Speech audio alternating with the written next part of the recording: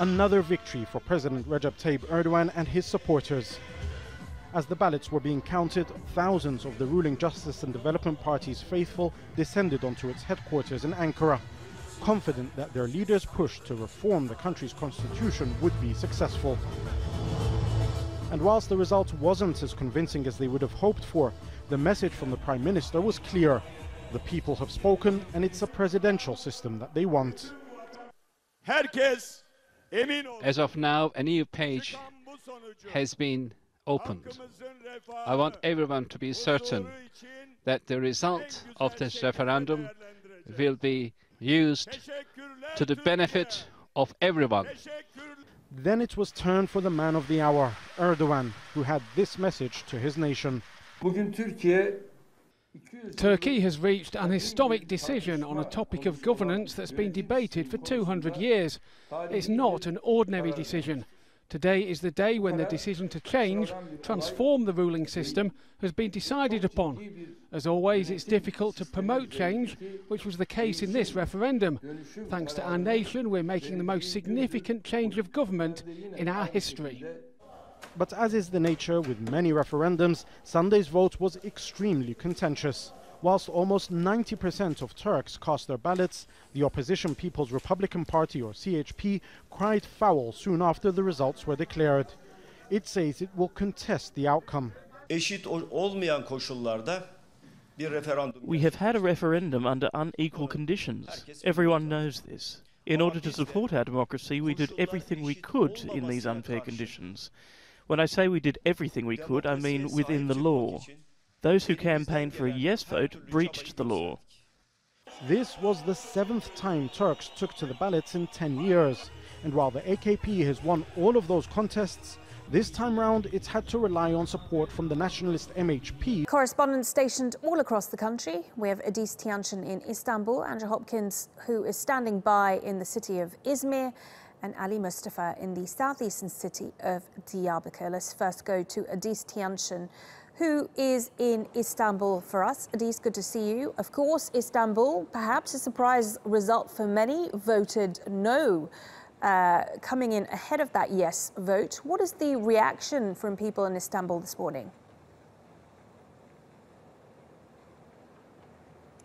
I would say there was a mixed reaction, Malene, looking at the result, as you rightly pointed it out. Istanbul wasn't one of those cities that had an overwhelming majority for either side. It was almost split down the line, half and half. We're looking at a 4.7 million for no, as opposed to 4.4 million for yes. So while there was a lot of celebration among the Erdogan and AK Party supporters, especially where we were yesterday, right in front of his residence in Üsküdar, there were hundreds of people who gathered to celebrate the final result, even though they were slightly disappointed because it hadn't achieved exactly the majority they expected, they hoped for, but still they thought this is a victory regardless, and they were dancing and chanting pro-Erdogan slogans all night long. As opposed to another neighborhood like Beşiktaş, for example, as you were saying earlier, some 300 protesters took to the street chanting anti-Erdogan slogans, and they were carrying flags with messages saying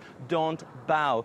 Even though police was deployed to area, there weren't any clashes. We understand that the protest went largely smooth, and right now it's a brand new day here in Istanbul. So far things are looking calm, but as you can expect, half of the city is still disappointed and concerned, while the other half is looking at it optimistically. And Adis, do we know now what happens next? Because it's interesting, looking through some of the wires, we've heard from the Deputy Prime Minister Şimşek, who says that President Erdogan has made very clear that there are no plans for early elections. So what is it that we can expect in the near future?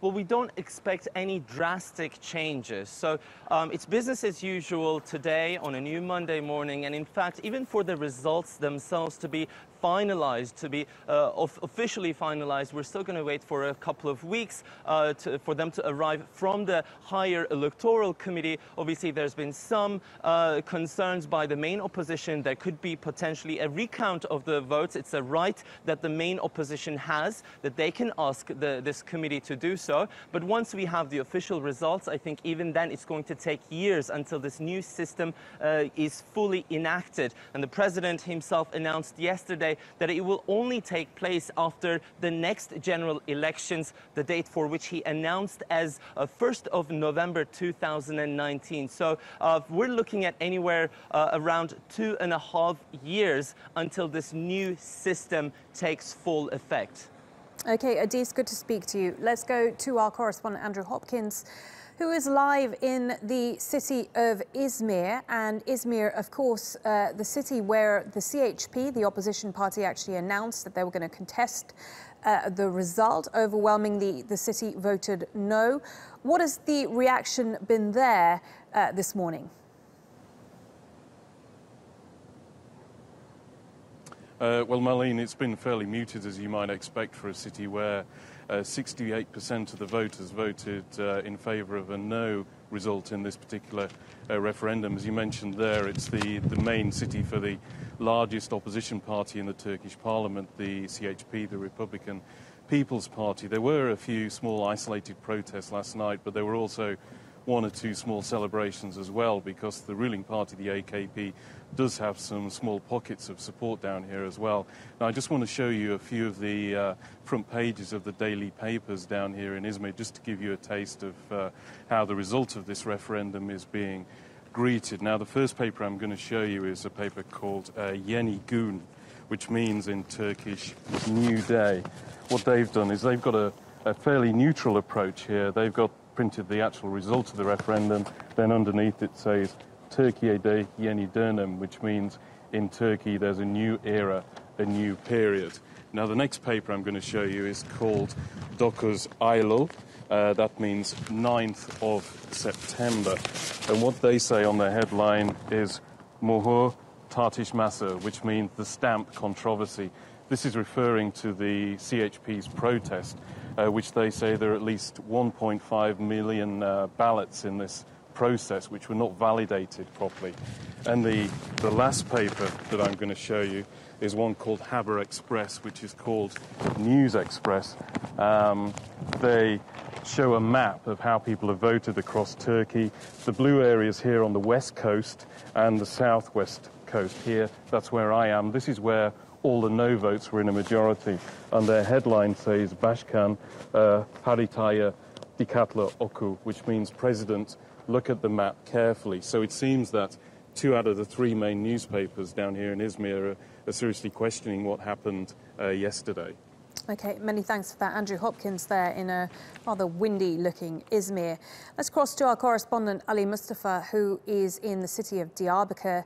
And Diyarbakir, of course, a city dominated by another opposition party, the HDP party.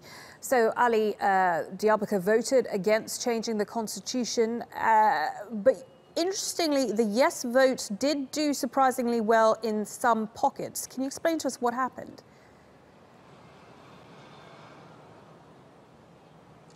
It is an interesting result here in Diyarbakir, Marlene. The HDP, which in the last election held in November 2015, garnered 70% of the vote. In this election, that's remained almost similar. It's about 67% for the HDP. The parties which were backing the Yes campaign have garnered 33% of the vote in this referendum. In November 2015, their vote stood at 22%. In June of that same year, when the first round of elections was held, it stood at 14%.